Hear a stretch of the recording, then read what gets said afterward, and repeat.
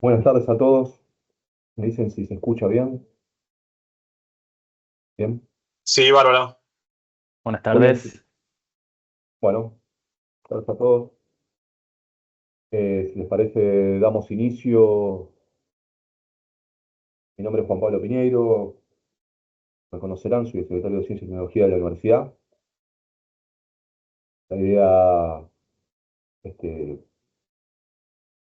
perdón que voy contestando chat y haciendo las cosas. La idea es un poco, casi una tradición habitual cuando inauguramos la saga de capacitaciones que digamos que preferentemente está dirigida a nuestros alumnos que están haciendo sus primeras armas en el oficio de investigar y a muchos directores que conforman la dupla y van acompañando e introduciendo a los alumnos en esta trayectoria de la producción de conocimiento.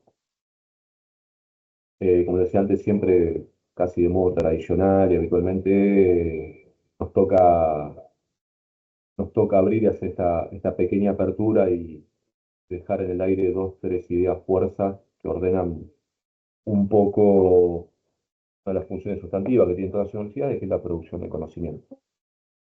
Primero, antes de olvidarme, quiero agradecer al equipo de la biblioteca, a Daniel, a todo su equipo, y especialmente a Sebastián y Andrés, que van a estar a cargo de esta capacitación.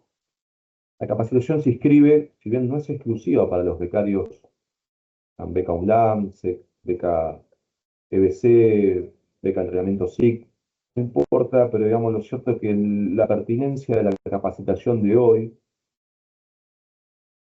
se inscribe en una suerte de objetivo que hemos planteado el año pasado, lo cual veo algunos apellidos que estuvieron en la reunión, les agradezco, y a nosotros muy satisfactorio que así sea, cuando intentamos elucidar, esclarecer un poco de qué iban las becas para alumnos que se incorporaban a esta escalerita de, o al menos experimentar, ustedes son jóvenes y uno puede cambiar de camino, experimentar esta idea del oficio de investigar.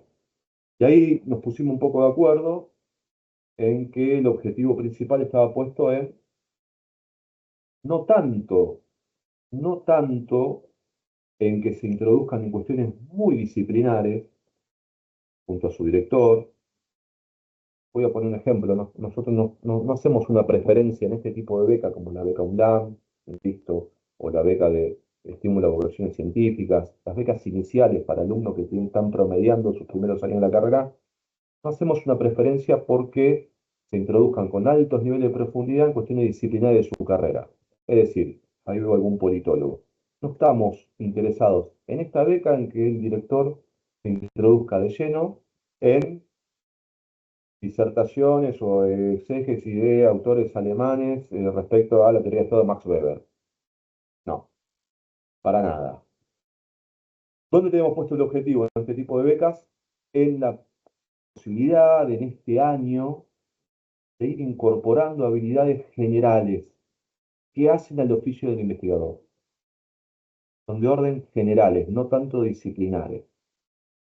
Que a veces estas habilidades y competencias están codificadas, es decir, de algún modo u otro están escritas, pero a veces no. A veces se reproduce esta idea de vínculo de oficio. El director me va transmitiendo en mi vínculo con él prácticas, habilidades, disposiciones que hacen al oficio del investigador. No todo está escrito en el trayecto del investigador. Y para eso necesitamos preponderantemente al director de beca. No estamos nosotros excluyendo los saberes disciplinares. No están mal, pero por ahí hay otras becas que son aspiracionales, que estas son un buen antecedente, sino que son las que siguen al tipo de beca UNLAM, donde sí lo disciplinar cobra mayor cuerpo. Y hay otras habilidades o disposiciones generales que hacen al oficio de investigar que sí están codificadas. Hoy es una de estas. Normas ZAPA, digamos, normas generales, transversales, atraviesan, digamos, hegemónicamente a todas las disciplinas del campo del saber y son las más habituales a la hora de la transferencia y la comunicación científica, sea una reseña, sea una monografía, ni hablar un paper, todos habitualmente estamos citando normas APA, y hay que seguir muy de cerca ahí las actualizaciones.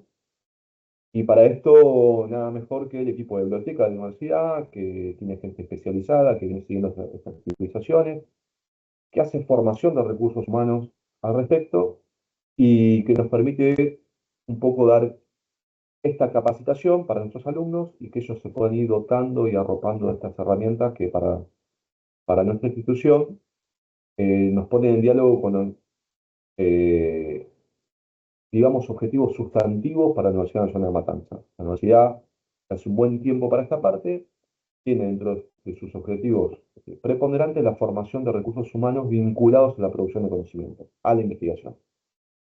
Ustedes que están en los primeros escalones de esta gran escalera, fundamental ir haciéndose y apropiándose de estos primeros hábitos, como se suele decir, que ordenan y facilitan y los ponen en relación con la práctica científica.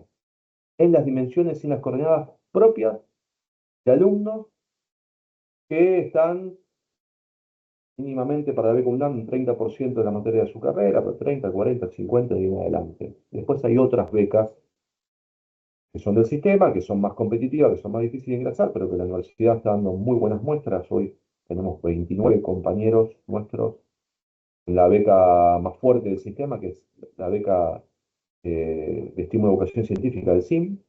Hicimos un salto muy grande de 6 a 29, donde ya ahí se juegan los dos casos, ¿no? Los conocimientos de orden generales y habilidades generales, y los conocimientos ya disciplinares, con un plan de trabajo, con un fuerte acento en la disciplina.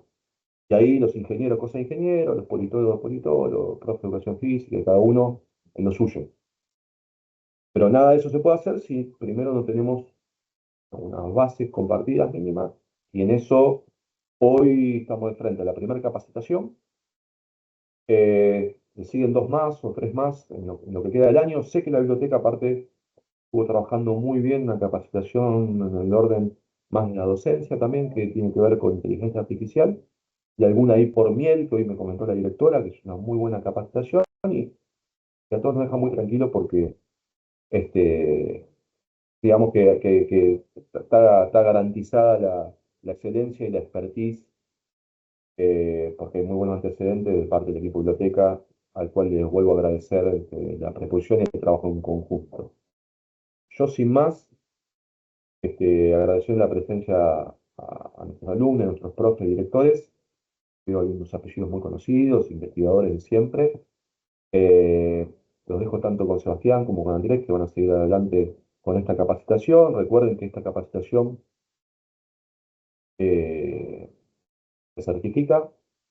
Ni bien les llegue su certificadito, incorpórenlo a su SIGEVA, de currículum general, que los vuelve susceptibles de detectar no solo para nosotros y ver todo su desarrollo académico y científico a lo largo de su estadía en la universidad, sino también los vuelve visibles y reconocidos y reconocibles para otros actores del sistema. Y siempre salen buenas oportunidades. Sin más, por enésimamente vuelvo a agradecer a todos. Queda abierta la sala de capacitación en el año 2025. Ya le doy la palabra a Seba y Andrés para que lleven adelante la capacitación. Así que muy agradecido la presencia, una muy buena presencia, un buen número de alumnos y profes. Como siempre, quedamos a disposición. Nos ven las redes sociales de la Secretaría de Ciencia y Tecnología, que aparecen muchas oportunidades y novedades que vamos renovando cada 2 o 3 semanas para que vayan poniendo en juego estas primeras armas. Ahí hay apartados en la web de la universidad donde los invitamos a participar de seminarios, congresos que hacen muchas veces otras universidades, como así también de capacitaciones que habitualmente nosotros publicamos las que son gratuitas, de muy buenas universidades de Occidente y muchas aparte de Hispanoamérica, por lo cual también la barrera idiomática ahí no hace ruido y podemos convocar para que sigan acumulando conocimiento en torno a esta tan apasionante función y oficio de mañana poder ser investigadores del sistema de Ciencia y Tecnología argentino. Así que muy buenas tardes, ya le paso a Seba y Andrés. Que sea un éxito el encuentro, ¿no? Muchas gracias. Muchas gracias. Buenas tardes, Bueno, muchísimas gracias, Juan Pablo. Agradecerle al departamento de CIT por la invitación. Mi nombre es Sebastián. Bueno, estoy acompañado por Andrés. Ambos somos bibliotecarios, ¿sí? Del equipo de Biblioteca Leopoldo Marechal de la universidad, ¿sí? Y bueno, vamos a estar exponiendo. En el final vamos a estar respondiendo el chat, ¿sí? Las consultas que surjan. Y nada, voy a pasar a compartir. Ustedes me dirán si se ve.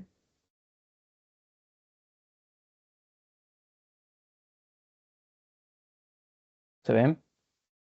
Bien, perfecto.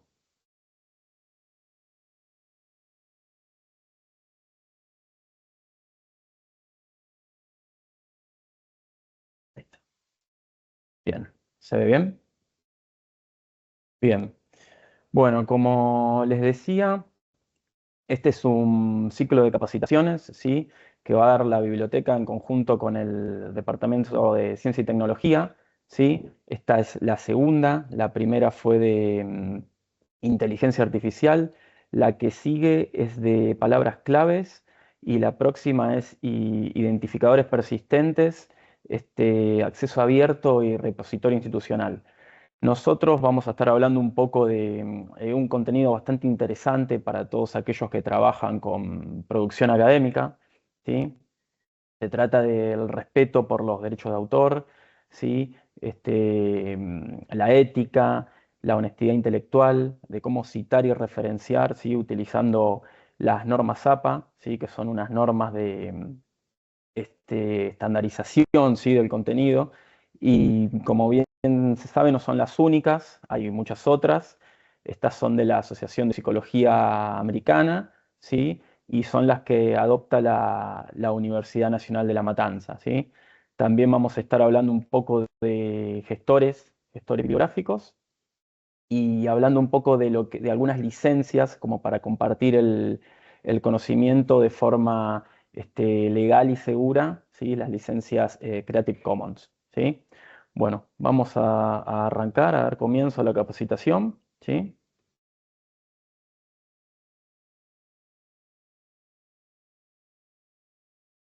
Ahí está. Bien. Arranquemos hablando un poquito de la información científica y académica, ¿sí? Estamos hablando del conocimiento generado por medio de la experimentación, el análisis, ¿sí? La observación en el ámbito de las ciencias, ¿sí? Conocimiento se genera por medio del trabajo sistemático de investigación, ¿sí? Es validado por expertos y nada, es producido con la idea de generar conocimiento sustentable, confiable y útil para la sociedad, ¿sí? Obviamente es validado por expertos, por colegas, ¿sí? En la disciplina en cuestión para asegurar la calidad del contenido, ¿no? Este tipo de material se presenta en distintos formatos. Puede ser un artículo científico, un ensayo, una tesis, una ponencia, un informe técnico. Y lo que caracteriza a este tipo de material es el lenguaje técnico, ¿sí? No solo el lenguaje técnico, sino que está indizado con lenguaje técnico. Sí, como bien saben, es un requisito de redacción académica asignarle guías de entrada al texto, ¿sí? Palabras claves, y estas tienen que ser representativas del contenido. Y nada, se utiliza generalmente el tesauro como herramienta de traducción del lenguaje natural al lenguaje técnico, ¿sí?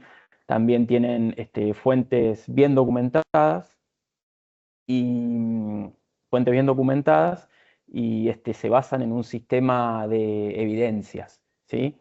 Em, Bien, cuando nosotros utilizamos información científica y académica, nos insertamos en una conversación con la comunidad académica, ¿no? Y es fundamental que nosotros reconozcamos las ideas de quienes nos precedieron, ¿sí? Y nada, construyamos a partir de estos y aportemos ideas nuevas. Piensen que en lo que es el ámbito universitario, interactuar con información científica y académica es un requisito metodológico, ¿sí? ¿Qué significa esto? Que la universidad no solo enseña contenidos, sino también enseña a pensar, investigar y a comunicar con responsabilidad. Es decir, que el trabajo tiene que estar basado en fuentes confiables, actualizadas, recuperables, ¿sí? Verificables. Cuando nosotros también interactuamos con este tipo de información, con este tipo de contenido, lo que estamos haciendo es fortaleciendo nuestro pensamiento crítico, porque nos obliga a contrastar información o evaluar evidencia, ¿sí? También está bueno entender cómo se produce, cómo se distribuye. La producción tiene que ver con una investigación novedosa, con algún aporte que hagamos, ¿sí? Que esté bien evidenciado, ¿sí? Bien argumentado. Y la distribución va a tener que ver con cómo lo publicamos, en una publicación periódica, en una revista científica, en un repositorio. ¿Sí? Después puede estar en acceso abierto o no, eso va a depender de cómo se accede y quién puede acceder a este tipo de conocimiento, de contenido, ¿no? Bien, vamos a hablar un poquito de la ética y la investigación, ¿no? Investigar con ética es fundamental para poder generar conocimiento confiable, ¿sí? Y un conocimiento socialmente significativo, ¿sí? Y la ética obviamente atraviesa a todas las etapas de la investigación, desde que generamos una pregunta, ¿sí? Esta pregunta tiene que ser lo más certera posible porque es lo que va a marcar la recolección de los datos, la búsqueda de información, ¿sí? Tenemos que definir qué fuente vamos a consultar y obviamente tiene que haber correspondencia entre esa fuente de información y la necesidad de información. Una vez que rastreamos información, la vamos a evaluar y después la vamos a integrar a nuestro trabajo de investigación. Y es fundamental que nosotros reconozcamos las ideas que tomamos de terceros, ¿sí? Bien. El tema de una investigación hecha sin integridad, ¿sí? Falseando datos, haciendo pasar información nuestra, que en realidad no es nuestra, em, ocultando información, obviamente este tipo de contenidos pierde validez, ¿sí? Pierde sustento. Y la ética tiene que ver con, piensen que como decía anteriormente, en el ámbito universitario, el contenido generado es socialmente significativo, es muy importante, ¿sí? Es como un bien público porque tarde o temprano, de forma directa o indirecta, influye en la sociedad, ¿sí? Los resultados de una investigación pueden guiar una política, una decisión institucional o alimentar un debate intelectual. Así que es fundamental investigar con responsabilidad y con ética. Y esto tiene que ver con citar y referenciar de forma correcta, ¿sí? Y de manera que el conocimiento sea colaborativo, ¿sí? Que no se, que sea colaborativo, que se pueda compartir, ¿sí? Esa es la idea, ¿sí? Bien. Em, Hablemos del plagio académico. Es una de las infracciones más comunes en el ámbito universitario, lamentablemente, y va en contra de la integridad y la honestidad intelectual, ¿sí?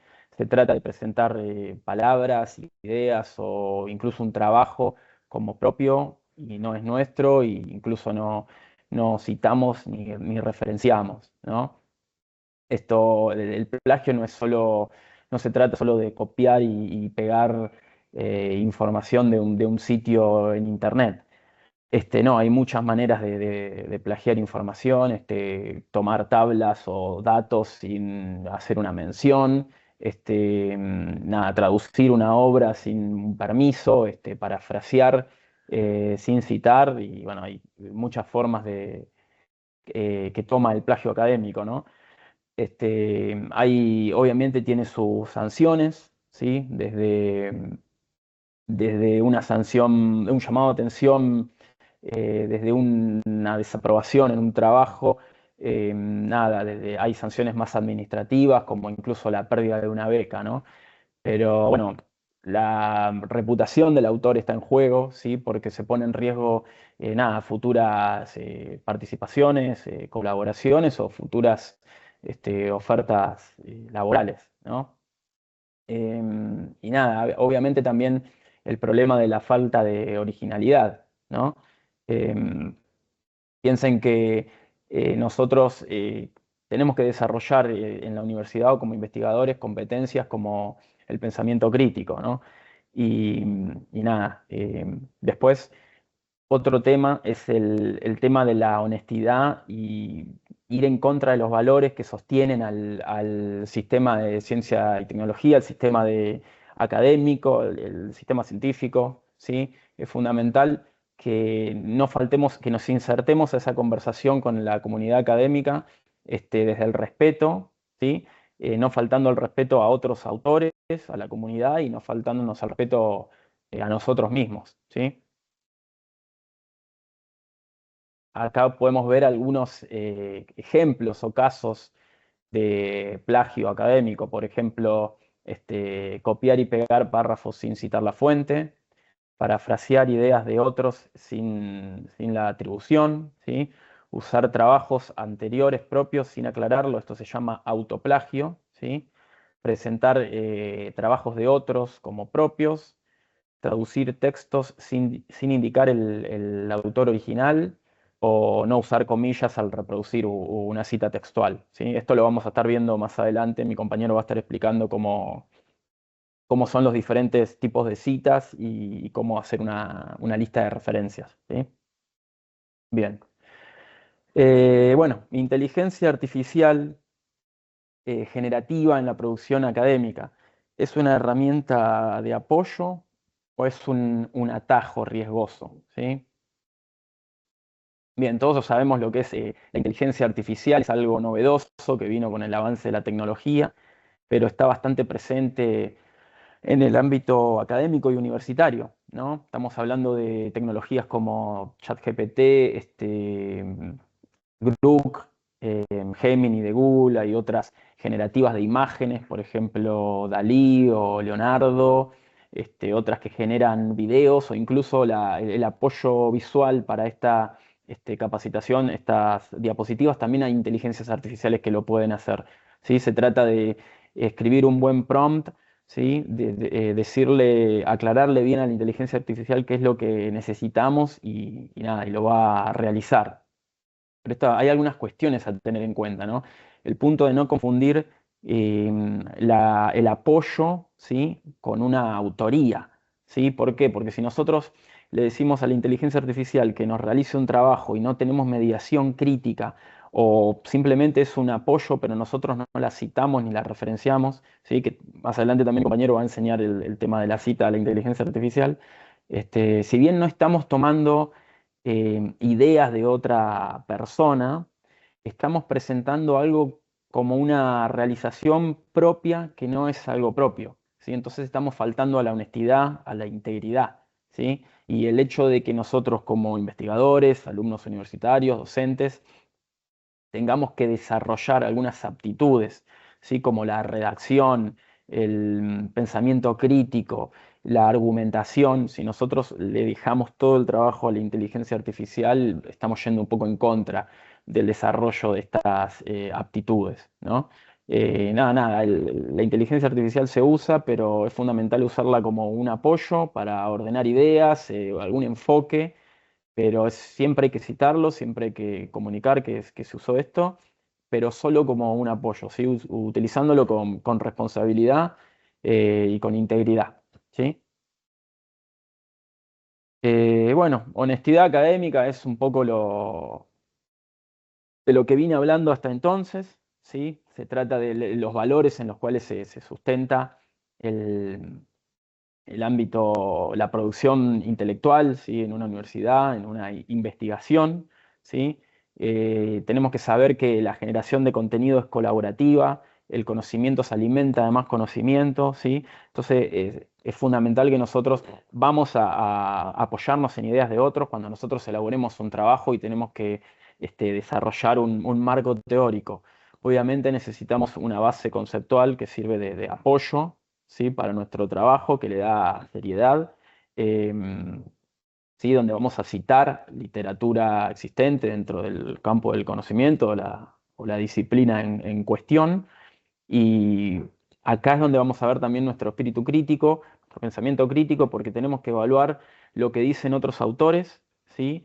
nada, podemos apoyarnos en sus ideas o iniciar un debate con ellos, pero es fundamental que siempre mencionemos que estamos tomando ideas de otros, ¿sí? En el apartado de citas y referencias. Y ser honesto académicamente, intelectualmente, no es solo respetar los derechos de autor o mencionar el aporte de otros autores, sino también hacer nuestro propio aporte, ¿sí? Construir en base a lo que hemos leído y hacer nuestro aporte a la comunidad académica y del conocimiento, ¿sí? Nada, no falsear datos, comprender lo que se estudia, ¿sí? Argumentar con coherencia, eso es fundamental, ¿sí? Bien, vamos a hablar un poquito, voy a hacer una breve mención de los derechos de autor para poder hablar de lo que son las licencias Creative Commons, ¿sí?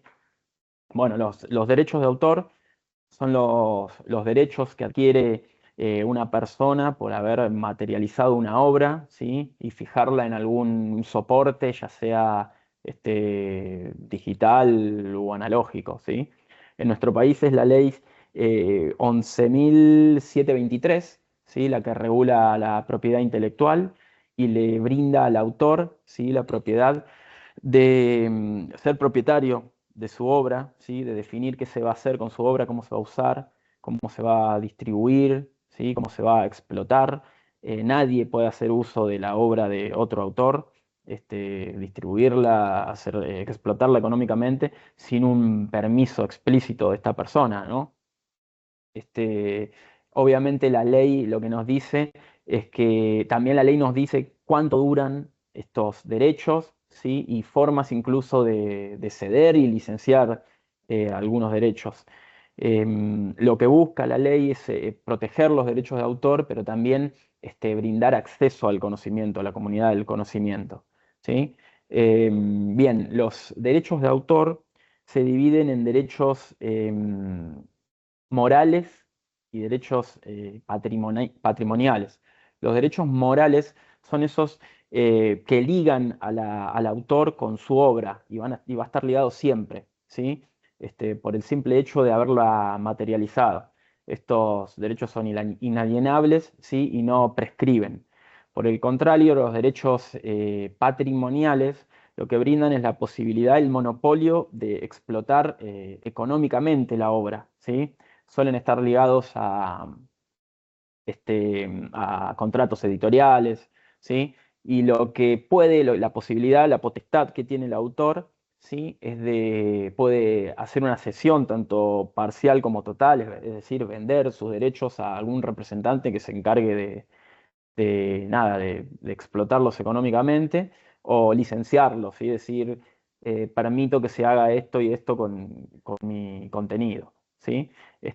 La ley obviamente tiene algunas excepciones, ¿sí?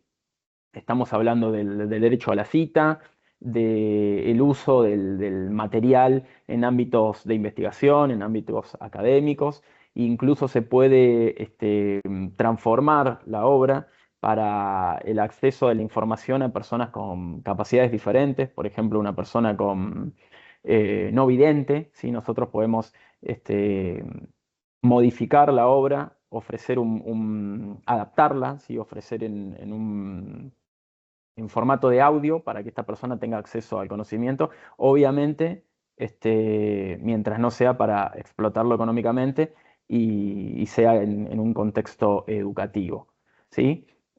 Bueno, los derechos patrimoniales duran 50 años después del fallecimiento del autor, ¿sí? Esos 50 años los puede explotar lo que es la descendencia, ¿sí? de esta persona. Este es el mínimo según el convenio de Berna, pero hubo muchos países que extendieron por ejemplo, Argentina lo extendió a 70 años, ¿sí? Después de los 70 años del fallecimiento del autor y que hizo la explotación económica su descendencia, este material pasa a ser parte del dominio público, ¿sí? Bien. Eh, Bien, vamos a hablar un poquito de las licencias Creative Commons, ¿sí? Muchas veces cuando hablamos de derechos de autor, nada, un debate que surge o una incógnita que le surge a los creadores de conocimiento, de contenido, es cómo compartir su material, ¿sí? Sin perder el control sobre el material o sin perder sus derechos, ¿sí? Y es así que surge como alternativa las licencias Creative Commons, licencias legales y gratuitas que permiten abrir el conocimiento de forma segura, ¿sí?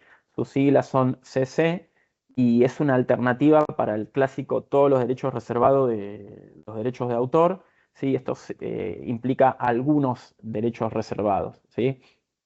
Y está bueno en ámbitos educativos, ¿sí? En ámbitos de investigación, donde, como decía anteriormente, el conocimiento se alimenta de más conocimientos, es colaborativo, ¿sí? Y bueno, esto permite a los autores decir qué se va a hacer, definir qué es lo que se va a hacer con su contenido, ¿sí? De forma gratuita, de forma segura, ¿sí? Y nada, agiliza un poco también, ¿no? Porque de otra manera, si alguien quiere hacer uso de determinado material, necesita contactarse con el autor, ¿sí? Que éste le dé un permiso explícito. Por el contrario, ya si determinada obra tiene las licencias Creative Commons, fuera la que fuere, eh, dice de antemano qué se permite hacer con este contenido, ¿sí? Las licencias Creative Commons se pueden presentar, son legibles para persona, ¿sí? Que quiere decir que no necesitamos tener conocimiento jurídico para entenderlas. Por otro lado, sí tiene su lenguaje técnico y jurídico para que sean legales en todo el mundo. Y por último, también son legibles por máquina, ¿sí? Es decir, que los sistemas informáticos pueden leerlas. Por ejemplo, nada, el navegador de Google o YouTube o una biblioteca digital se puede encargar de buscar contenido con las licencias Creative Commons. Por ejemplo, nada, estamos buscando alguna imagen para uso comercial, ¿sí? Y el navegador nos va a buscar imágenes licenciadas con, por ejemplo, con Creative Commons para que nosotros podamos usar y no tener inconvenientes con el tema de los derechos de autor. Obviamente que estas licencias se apoyan en los derechos de autor y nada, buscan ese punto intermedio entre la protección de los derechos de los autores y abrir el contenido, ¿sí? Bien. Y estas son las licencias Creative Commons, ¿sí? Son 6 y les voy a leer de qué se trata un poco cada una de ellas, ¿sí? La primera es atribución, ¿sí? Uso libre, convención del autor, es la licencia más permisiva de todas, ¿sí? Permite copiar, distribuir, modificar y usar la obra incluso con fines comerciales, siempre y cuando se dé crédito al autor original de manera adecuada, ¿sí? El derecho a la cita, tomando el contenido de un documento, tenemos la obligación de mencionarlo como fuente para nuestra obra, ¿sí? Un ejemplo, podemos usar una imagen, el contenido que necesitemos para algún proyecto comercial, pero siempre mencionando al autor, ¿sí? Quien lo creó. La siguiente es atribución compartir igual, ¿sí? Significa que es uso libre con mención y misma licencia. ¿Qué significa esto? Permite a los mismos usos que el anterior, incluido el uso comercial y la modificación, ¿sí? ¿Qué significa modificar una obra? Adaptar una obra, traducirla, ¿sí? Obviamente cuando se adapta, se traduce, se modifica una obra, nacen nuevos derechos de autor y en principio necesitamos el crédito, el permiso del autor, pero si tiene esta licencia Creative Commons no es necesario que nos comuniquemos con el autor, ¿sí? De eso se trata una obra, la modificación de una obra derivada, ¿sí? Así que bueno, con la condición de que cualquier obra derivada que surja de la obra principal se comparta con la misma licencia Creative Commons, ¿sí? Por ejemplo, si editamos una infografía con esta licencia para usar en un blog, por ejemplo, la versión que editamos también tiene que venir con la licencia Creative Commons atribución y compartir igual, ¿sí? Bien, la tercera, atribución sin obras derivadas, ¿sí? Uso libre sin la posibilidad de modificar la obra, ¿sí? Permite copiar, redistribuir la obra original, incluso con el uso comercial, pero no se permite modificar ni hacer obras derivadas, ¿sí? Siempre hay que mencionar al autor, ¿sí? Eso siempre. Por ejemplo, compartir un artículo, un video, pero sin editarlo, recortarlo, traducirlo, ¿sí? Bien, la cuarta, atribución no comercial, ¿sí? Es el uso libre solo si no se gana dinero, si no hay una explotación comercial, ¿no? Permite copiar, distribuir, modificar la obra para fines no comerciales, siempre dando crédito al autor, ¿sí? Por ejemplo, usar una canción, un video, pero no se puede publicar en YouTube con fines de monetizarlo, ¿sí? La quinta, atribución no comercial, compartir igual. En este caso es un uso no comercial con la misma licencia. Se puede usar, adaptar, compartir la obra para fines no comerciales y cualquier versión modificada debe tener la misma licencia, ¿sí? Es el mismo caso que el anterior, pero este es no comercial, ¿sí? Hay que, el ejemplo, hacer una presentación educativa con un recurso de esta licencia, pero se comparte con la misma licencia y no tiene que haber explotación comercial, ¿sí? Y la última, que es la más restrictiva, pero aún libre, ¿sí? Atribución no comercial, sin obras derivadas, ¿sí? Permite descargar, compartir y usar la obra tal como está, solo para fines no comerciales y sin modificarla, obviamente siempre dando crédito al autor. Se puede compartir, por ejemplo, un libro digital con estudiantes, pero no se puede cambiar nada ni usarlo con fines comerciales, ¿sí? Bueno, fueron un poco de lo que es las licencias Creative Commons, ¿sí? Están buenas en el ámbito educativo, ¿sí? En el ámbito académico, en el ámbito de lo que es investigación, ¿sí? Cuando nosotros vamos a utilizar información, podemos fijarnos si tienen estas licencias, qué podemos hacer con ese contenido, e incluso si generamos contenido tenemos la posibilidad de atribuirle este tipo de licencias, ¿sí? Bien, lo que sigue es el tema de las normas APA, ¿sí? Los voy a dejar con mi compañero, con Andrés, que él se va a encargar de esta parte. Muchas gracias por escucharme. Bueno, vamos a introducir un poco las normas APA. Ya dijeron en la presentación, son las normas que se utilizan en muchísimos ámbitos educativos e investigación y se utilizan especialmente acá en nuestra universidad. Bueno, las normas APA, así como otras normas de estilo como Vancouver, Chicago, ISO, son una serie de procedimientos estandarizados para la comunicación académica clara y precisa. Fueron desarrollados, como decía Sebastián anteriormente, por la Asociación Estadounidense de Psicología, que en sus siglas en inglés es APA. Y fueron creadas en 1929 y fueron modificadas durante estos casi 100 años. Hoy en día las que nosotros utilizamos son la séptima edición en inglés y quinta en español, pero bueno, las que utilizamos en la llamada séptima edición. Bueno, las normas APA tienen como objetivo normalizar los textos académicos a través de un conjunto de reglas de edición que van desde el tamaño del papel, los márgenes, el formato de los encabezados y también las citas y las referencias, que son un poco los que vamos a hacer eje en esta capacitación y es un poco lo que se evalúa fundamentalmente por el tema del plagio y los derechos de uso de información de otros investigadores o productores de información.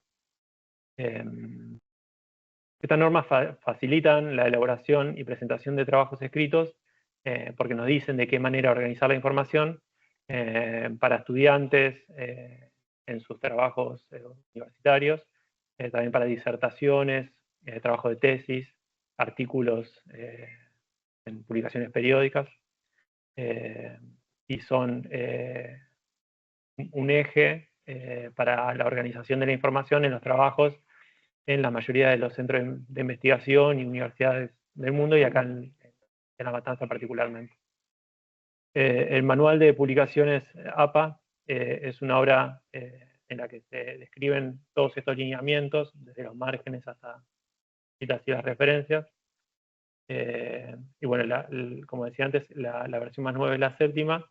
Y ahora en la próxima diapositiva les vamos a ir explicando en especial las citas y las referencias.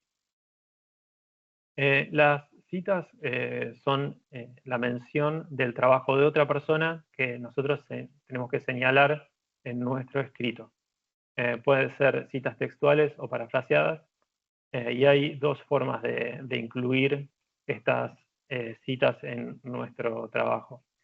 Por un lado, se pueden integrar en la oración, en el párrafo que estamos escribiendo, por ejemplo, diciendo, como dice el autor Bell en la página 300 del libro, o incluirse entre paréntesis, con un formato que lo vamos a estar viendo en las siguientes diapositivas luego, que es entre paréntesis poner el apellido del autor y el año de publicación, así como las páginas, o la página o las páginas donde se sacó esa información.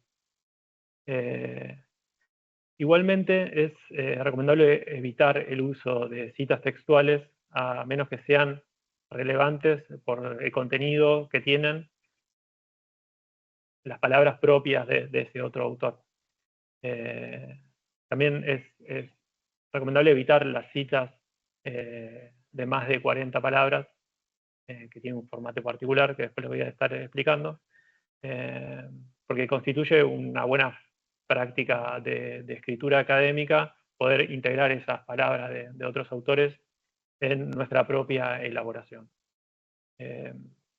Cada vez que nosotros introducimos información textual de otro autor, siempre se debe especificar el autor y los años donde se tomó el contenido, y después también en un listado de referencias al concluir nuestro trabajo hay que también plasmar esa misma información. Ahora en la siguiente diapositiva vamos a ver que hay diferencia entre una cita parafraseada, una cita textual, siempre estamos hablando de textuales, después de menos de 40 palabras y de más de 40 palabras. En el caso de la cita textual de menos de 40 palabras, se incluye en el párrafo en el que estábamos trabajando, entrecomillado, y se tiene que poner al final entre paréntesis el autor, el año y la página. Acá podemos ver en el Power donde incluimos la cita textual, desde aludir, las comillas aludir, hasta inocuo, y cerramos comillas. Y después, entre paréntesis, los datos de la obra de referencia. En el caso de más de 40 palabras, se tiene que hacer un párrafo separado, aparte del párrafo donde venimos trabajando, sin comillas, y con esta sangría especial que estamos viendo acá en pantalla, se pone el párrafo completo. Y hay que poner al final, igual que en la cita de menos de 40 palabras, el autor, el año y la página entre paréntesis. En el caso de una cita parafraseada, nosotros describimos esa información que tomamos del otro documento, pero la desarrollamos con nuestras propias palabras. Al no ser un pensamiento o una obra personal, sino que es de otro autor, debemos sí o sí siempre referenciar, citar de dónde lo hemos tomado. Y en este caso, si es un concepto particular, se pone el número de página, y como en este caso que vemos acá en pantalla, que es tal vez un concepto un poco más largo que lleva capítulos enteros, se pone solamente cuál es la obra donde se tomó.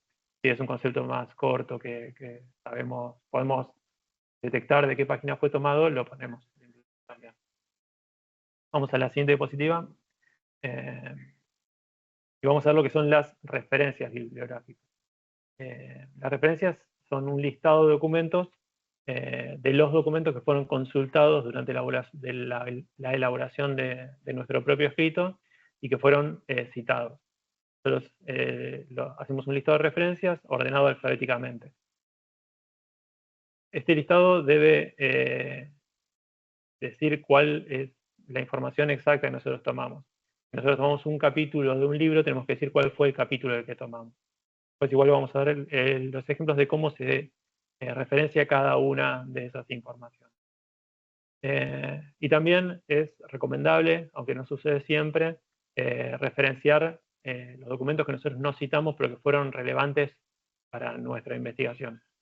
En este caso, los documentos que no son utilizados en citas textuales o parafraseadas se reúnen en una bibliografía aparte. Esto, como decía antes, es opcional, pero es recomendable para que la persona que lea nuestro artículo, nuestra tesis, nuestra investigación, pueda ir a ampliar su búsqueda, su lectura a otros textos. Ahora vamos a ver algunos ejemplos de cómo se elabora, según las normas APA, estas referencias. Acá vamos a ver diferentes formatos de organización de esos datos que nosotros tomamos del documento original, que por un lado sirven para entender que son diferentes documentos, y también nos sirven a nosotros para saber si lo que estamos viendo en esa referencia es un artículo de revista, si es un capítulo de un libro o otro tipo de documento. En el primer caso, en el caso de un libro completo impreso, puede ser de un solo autor o de más de un autor, nosotros tenemos que poner, o vamos a encontrar el apellido completo, si es uno o dos apellidos, o más, si llega a haber, y las iniciales de los nombres. En este caso Martínez, A. Y después seguimos con el resto de los autores si hay más de uno. Después de ese dato, el dato de autoría, tenemos que poner el año en el que fue realizado ese trabajo. Esto lo que permite es que los libros, este listado de referencias se organice por autor y por año. Si tenemos dos libros de Martínez A, los vamos a poder diferenciar por el año. Cuando nosotros hacemos una cita en el documento, vamos a poner Martínez A 2019 o Martínez A 2020. En caso de que sean dos del mismo año, se pone en 2019A, 2019B. Y así es fácil hallar en el listado de referencia cuál es el documento que estuvimos citando anteriormente. Luego de la autoría y la fecha de publicación, se pone el título del libro, en el caso de que sea un libro completo. Y a partir de la segunda edición también hay que consignar cuál es la edición que nosotros estuvimos usando. Si es una primera edición, no se consigna, según las reglas APA. Y por último hay que poner cuál es la editorial de esta publicación, en este caso la Universidad Nacional de La Matanza. En el caso de un capítulo de un libro, como es el siguiente ejemplo, sigue siendo lo más importante el autor de ese capítulo. En este caso, tomamos como ejemplo un capítulo de un libro que es del mismo autor, y lo que hacemos es, tomamos como centro el autor, fecha, y el título del capítulo, que es la opción de roles. Pero por supuesto después hay que consignar cuál es el nombre del libro. Y para poder diferenciar uno de otro, APA lo que recomienda es, o lo que exige, esta estandarización, es ponerlo en itálica, en cursiva, digamos. Y poner las páginas del libro del cual tomamos este capítulo, y la editorial. Un caso diferente es el de un libro online, donde aparte de estos datos, el de la autoría, la fecha, el título y la editorial, hay que consignar de dónde lo tomamos. En algunos otros sistemas de normalización se pone algunas palabras antes del URL, como visitado tal fecha en tal lugar. Otras formulaciones, en el caso de APA, en las últimas ediciones, solamente se pone el URL donde se tomó la información. En el caso siguiente, que es el de un autor institucional, por ejemplo, un ministerio, nosotros tenemos que organizar jerárquicamente este autor institucional. En este caso, por ejemplo, el Programa Nacional de Salud Sexual y Procreación Responsable está dentro del Ministerio de Salud, que es parte del gobierno nacional. Entonces tenemos que ponerlo en orden jerárquico, de mayor a menor. Por ejemplo, en este caso, Argentina, Ministerio de Salud y el programa. Y después la fecha. A continuación ponemos el título de este documento, que es el protocolo, y el URL, si es que lo tenemos, de donde se toma la información. Si es un documento en papel que tenemos, no lo vamos a conseguir. Ahora vamos a ver unos ejemplos de algo que es lo más común al momento de realizar una investigación, como la que están realizando ustedes, una tesis, y es el tema de los artículos de revista. Que es diferente en el caso de que sea una revista impresa o una revista en línea. En el caso de el primer ejemplo es el de una revista impresa. Aquí también lo que hacemos es hacer eje en la autoría, priorizarlo, ponerlo como primer dato, también al igual que en el caso de los libros, apellido, coma, inicial, y después el año de la publicación de la revista. En este caso, en el del primer ejemplo, que está bueno para entender que no es lo mismo una revista semestral o una anual. Acá ponemos enero-febrero porque es una revista que se publica cada 2 meses. Después se pone el título y el nombre de la revista en itálica.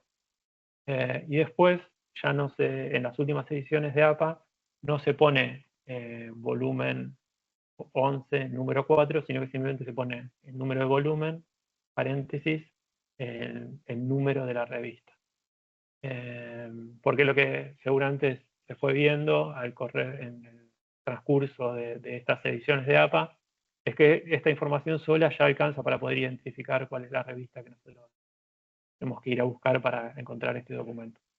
Y hay que poner siempre, consignar las páginas de donde se demora este capítulo. Este capítulo no, este artículo, perdón. En el caso de una, perdón, volvemos para atrás una semana. En el caso de una revista en línea, lo que tenemos que agregar es el URL, en este caso es PDF de un repositorio. Ahora sí, pasamos a... bueno, en el caso de las leyes es similar al caso del autor institucional. Lo más importante es cuál es la ley. Entonces se ingresa por el número de ley 25.855. Después el título de esta ley. Y en el momento que fue publicada en el boletín oficial.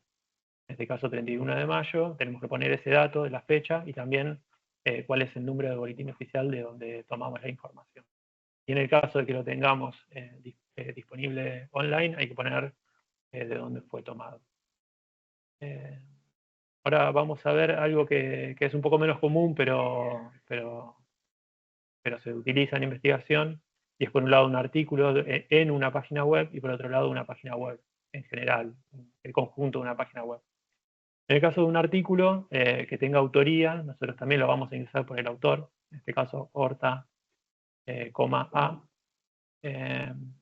A veces está consignada la fecha, a veces no, en este caso sí la teníamos, pero si no hay que poner s.f, sin fecha, y el título, sí, como en este caso, tecnología en la biblioteca. El paréntesis es parte del título en este caso.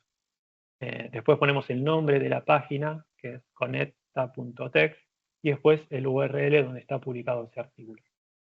Y en el caso de una página web en general, por ejemplo acá en la que estuvo trabajando Sebastián, Creative Commons, con la información, nosotros vamos a poner el título de la página, en este caso Creative Commons, y la fecha en la que consultamos esa página.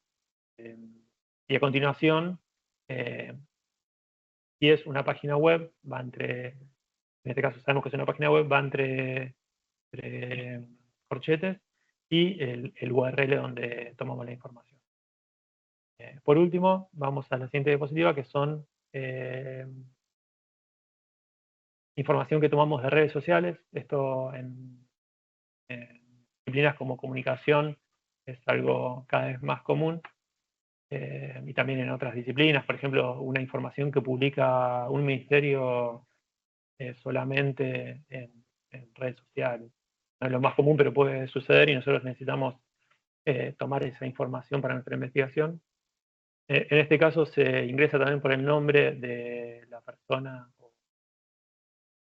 o la organización, y entre corchetes se pone el alias de ese usuario de redes sociales. Después entre paréntesis hay que poner el mes, el día, el mes y el año de esta publicación en redes. Y después se pone en cursiva las 20 primeras páginas, 20 primeras palabras, tomando hashtag, por ejemplo, como dice ahí la descripción, o otros signos que se utilizan, los primeros 20 caracteres, perdón, las primeras 20 palabras, incluyendo en eso los caracteres, se ponen en la descripción de esta referencia bibliográfica.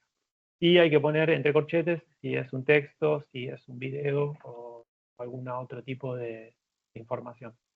Puede ser una tabla de contenidos. Después hay que poner el nombre de la red social, puede ser X, Instagram, Facebook, y el URL donde podemos encontrar. Por último, en este resumen hay muchas otros diferentes tipos de información que nosotros podemos encontrar. Nosotros vamos a consignar por últimamente algo de lo que venía también hablando Sebastián, y es que nosotros usamos información por ejemplo, ChatGPT, tenemos que referenciarla, citarla primero y luego referenciarla. En este caso, ponemos un ejemplo de ChatGPT, se ingresa por OpenAI, el año, nosotros tomamos la información,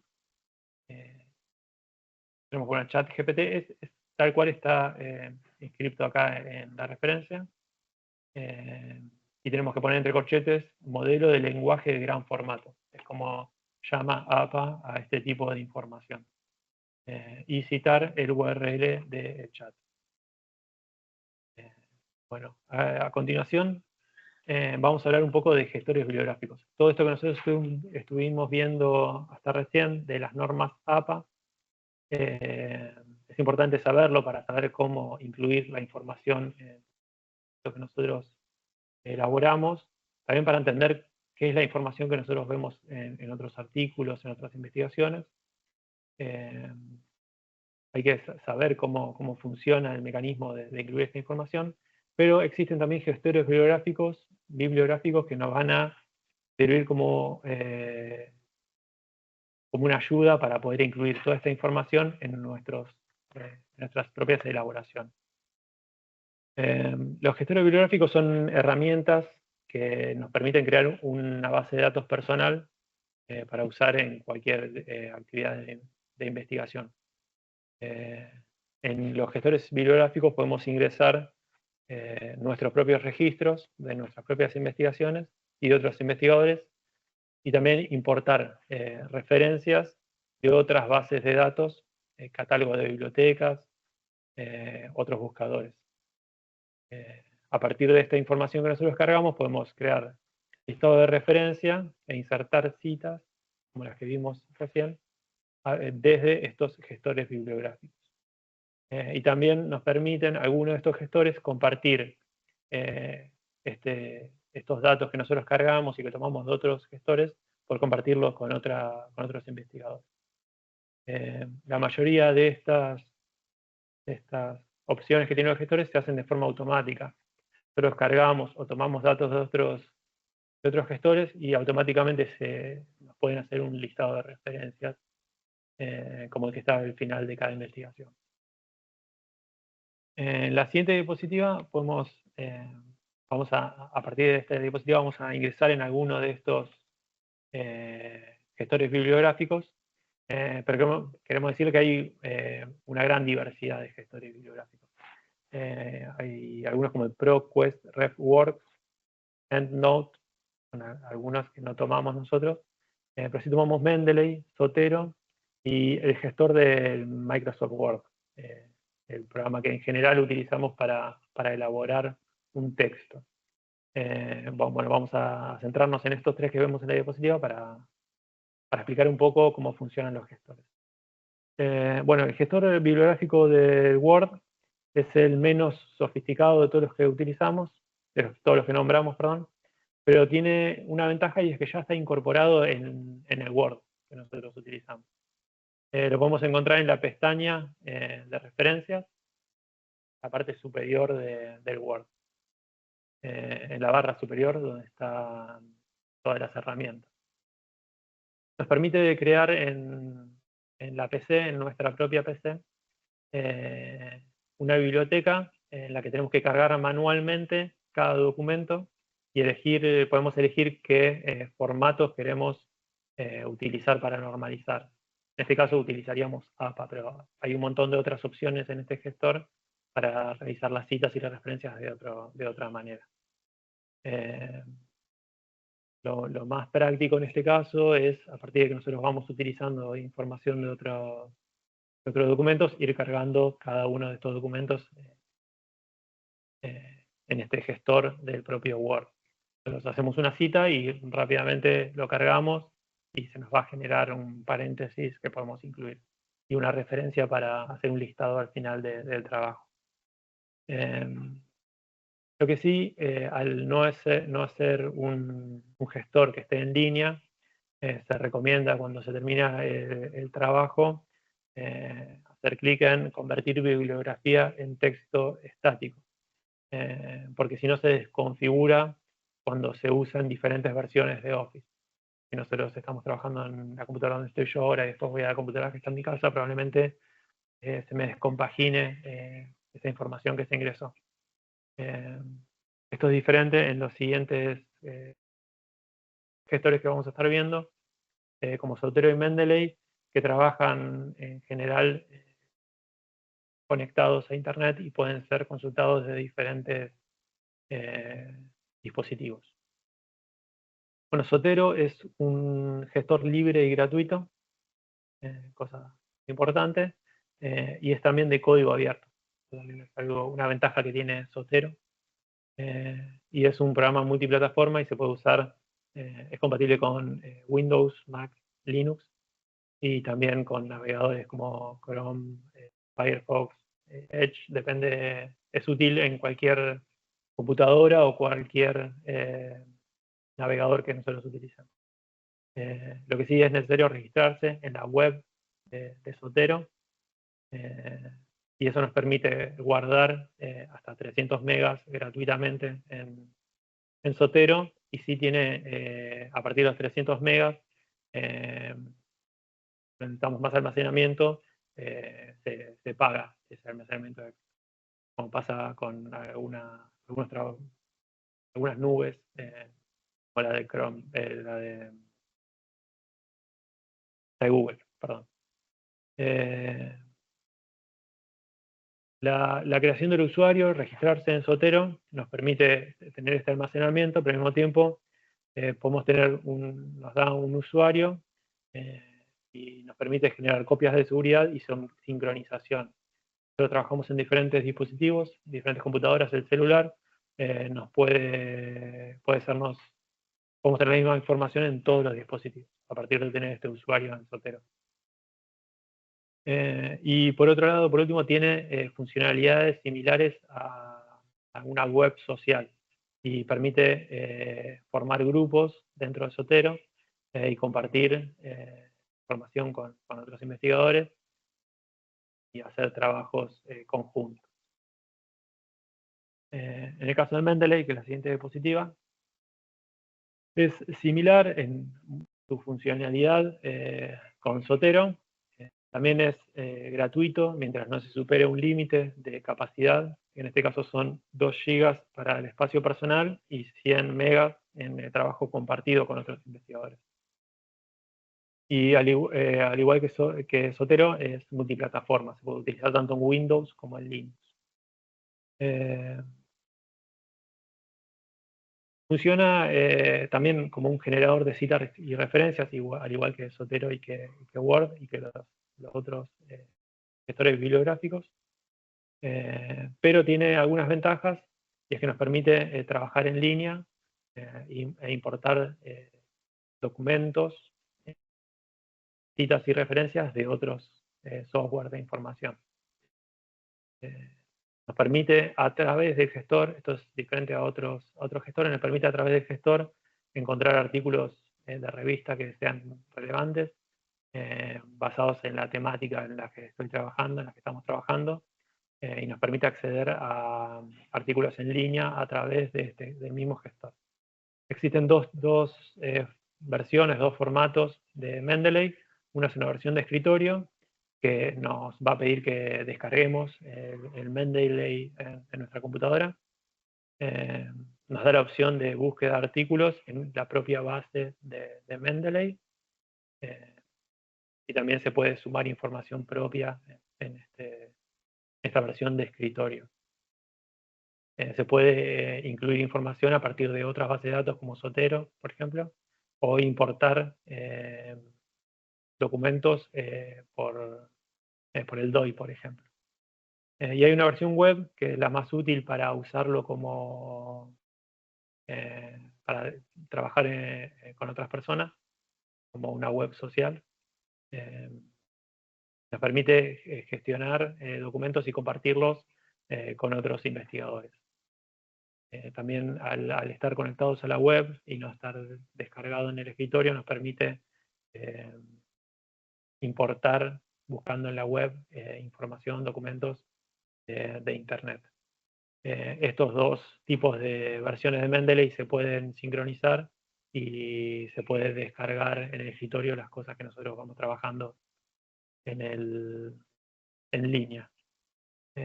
Por último, la última diapositiva, les dejamos nuestras direcciones de contacto, que nos pueden escribir por cualquier necesidad que tengan, necesidad de información, búsqueda de información, que no pueden resolver o que piensan que nosotros podemos ayudarlos, nos pueden escribir un mail a nuestra biblioteca y les pedimos se conecten a nuestras redes sociales, al Instagram y al Facebook de la biblioteca, donde van a poder encontrar actividades que realiza la biblioteca, cursos, talleres. Y bueno, por último, la biblioteca está abierta todos los días de la semana para que ustedes puedan venir presencialmente. De lunes a viernes en un horario más largo, de 8 a 9:30 de la noche, y los fines de semana de 9 a 18 horas. Bueno, esta fue la presentación. Ahora vamos a estar viendo un poco el chat, tratando de responder alguna de sus preguntas. Bueno, ya la primera pregunta, la de Melanie, Noemí, ya tomé nota de tu consulta.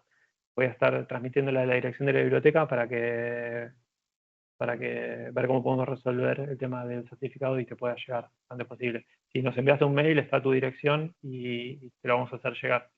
Así que eso, hoy ya le escribo a la directora para ver cómo podemos dar ese certificado. Bueno, la siguiente pregunta, que es de Darío.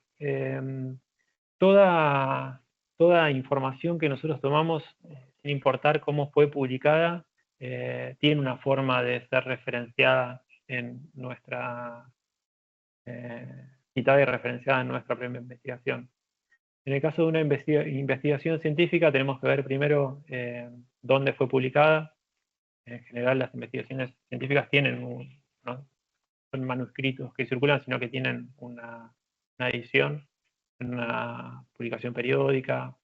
Por ejemplo, acá una investigación científica acá en la universidad, probable que la podamos encontrar en el repositorio a partir de las revistas que se publican en la universidad. Y en ese caso tenemos que ver cuál es el formato, si es un artículo de revista, ingresarlo siempre por el autor, por el año, y luego poner el nombre del artículo y de dónde lo tomamos. Siempre es necesario que se sepa bien quién es el autor de esa información, y es crucial poner de dónde lo recuperamos. Hoy en día la mayoría de las investigaciones están online, pero sino también cuál es la editorial, la edición, para que la persona que nos lee pueda ir a buscar esa información, ampliar la lectura y poder profundizar. Espero haber contestado la pregunta.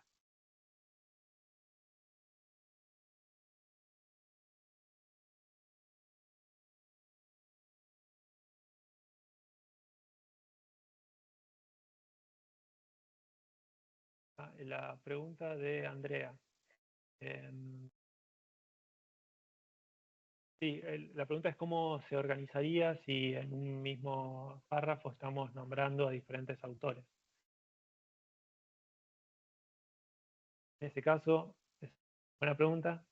No estoy seguro de cómo sería. A ver, si querés ampliar, Andrea. Perdón. Yo decía en el caso de que de que uno proceda a la lectura sobre un mismo tema en diferentes artículos científicos y en el documento se escriba acerca de ese tema que se leyó en esos, no sé, 10 artículos de diferentes autores, cómo Bien. se organiza la información para citarlo. Bien, hay dos cuestiones diferentes ahí. Por un lado, nosotros tenemos que ver si tomamos información, citamos algo concreto del texto de la otra persona. En ese caso pondríamos, como dice Sebastián Valle en tal texto, y ahí tenemos que poner, por ejemplo, después Sebastián Valle el año y la página de donde nosotros lo leímos, o el año aunque sea del artículo. Y así vamos nombrando los autores que estuvimos leyendo. En el caso de que nosotros no utilicemos información textual de esos artículos, lo que se recomienda es hacer un listado de bibliografía, aparte de las referencias, donde hacemos un listado de todos los autores y textos que tomamos. Si nosotros no utilizamos un concepto específico, por ejemplo, de Sebastián Valle, no hace falta que nosotros lo incluyamos ni entre paréntesis cuando nosotros estamos escribiendo, ni tampoco en la referencia. Porque no estamos tomando un concepto concreto, una cita textual de palabras de esa persona. Sí, se recomienda siempre hacer un listado de bibliografía. Esto no suele hacerse, pero un listado de bibliografía, aunque no sean autores a los que tomamos información concreta. Vale. Perdón, o sea, no hace falta entonces poner entre paréntesis, sí, al final en las citas hacer referencia a todos los autores de donde se extrajo la información. Exacto, exacto. Nosotros lo que sí, si nosotros tomamos un concepto que elaboró otra persona, aunque no sea un concepto que sea de algunas palabras, siempre que nosotros tomemos la idea de otra persona, nosotros tenemos que referenciarlo y citarlo. Tenemos que poner, como dijo tal autor, y poner el año de la publicación. Puede ser no necesariamente con un paréntesis, puede ser, como dijo Sebastián Valle, en el texto sobre Mendeley del año tanto. Pero si nosotros no estamos tomando información concreta de ese autor, sino la idea que nos dejó un artículo, que es algo que nos pasa usualmente, o sea, leemos y eso nos va dejando cosas en la cabeza, podemos dejar un listado aparte que va a dar cuenta de todo lo que nosotros estuvimos leyendo para ese artículo, aunque no tomemos ningún concepto concreto. Bien, gracias.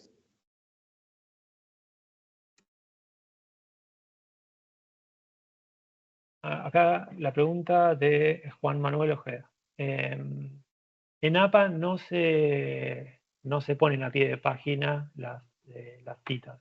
Hay otros sistemas que sí se pone una nota al pie, pero en APA se hace con el sistema de paréntesis, apellido, año y página. Ese es el formato APA, no se utiliza la nota al pie. Hay otras que sí lo utilizan, pero no es el caso de APA. Lo que nosotros, no es lo que se recomienda, lo que se exige en esta normalización es que se utilice un solo sistema. Si nosotros usamos APA, no lo vamos a hacer con notas al pie. Si usamos Chicago, Vancouver y ellos lo permiten, no vamos a usar el paréntesis y vamos a usar la nota al pie y lo vamos a respetar durante todo el documento para permitir que esa estandarización nos dé la posibilidad de entender en conjunto cómo está hecho el documento. Muchas gracias. De nada. acá hay una pregunta interesante, la de Silvana. Sí, yo creo que sí, la inteligencia artificial, pregunta, si existiendo la inteligencia artificial, igual es conveniente usar un gestor bibliográfico. Yo diría que sí, que el gestor bibliográfico tiene algunas ventajas. Una, que está hecho el gestor bibliográfico para esa tarea, lo que va a hacer que no se equivoque. La inteligencia artificial no podemos estar seguros todavía que haga esa tarea de forma impecable. Seguramente yo le puedo decir, acomodame todas estas referencias en sistema APA y probablemente lo haga bien, pero nosotros sabemos que el gestor bibliográfico está hecho para eso y nosotros podemos ir cargando cada una de las referencias mientras vamos haciendo el trabajo. Nosotros incluimos un párrafo de Sebastián Bayer en el texto y automáticamente ese gestor que va a tener una pestaña en nuestro Word, porque Soterion Mendeley funciona al igual que Word, se descarga este programa y nos queda como una pestaña. Directamente el Soterion Mendeley o el Word nos van a ir armando como gestores bibliográficos ese listado. Y por otro lado, nos da estas posibilidades de colaboración entre investigadores, tanto Zotero como Mendeley. No, el de Word es algo más artesanal, pero sí es algo que la inteligencia artificial va a poder brindar este trabajo, esta posibilidad de trabajo colaborativo. Igualmente, es probable que si nosotros tenemos un gran listado de referencias que no procesamos por un gestor, se lo podamos dar a alguna de las inteligencias artificiales y las puedo organizar. Pero no es lo que recomendamos porque no está, porque los gestores están hechos para realizar este trabajo. Muchas gracias. No, de nada. Interesante. Muchas gracias. Sí, no, de nada.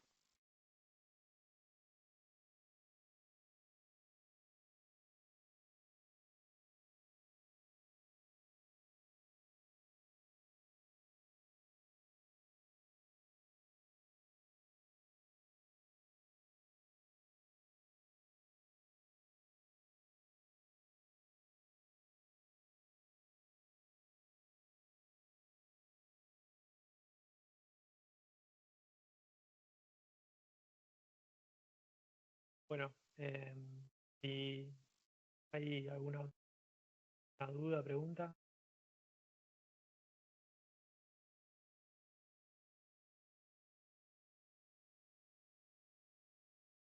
Agradecemos toda esta capacitación.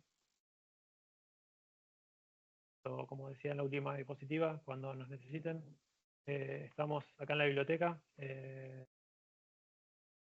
La biblioteca está compuesta por personal bibliotecario, que estamos dando capacitaciones sobre estos temas, así que cualquier duda que tengan pueden venir a consultarnos y también a consultar la biblioteca, al igual que el repositorio de la biblioteca, donde pueden encontrar informaciones de todos los departamentos.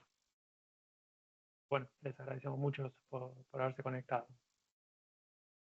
Muchas gracias a todos. Bueno, por mi parte también agradecerles a todos por presenciar la capacitación, agradecerle el espacio al Departamento de Ciencia y Tecnología y los esperamos en las próximas capacitaciones, ¿sí? Como les mencioné anteriormente, de palabras claves, es la que sigue, y la próxima de repositorio institucional, acceso abierto, identificadores persistentes. Así que nada, de nuestra parte más que agradecidos y los esperamos en la próxima. Hasta luego. Hasta luego, buenas tardes. Buenas tardes. Buenas tardes.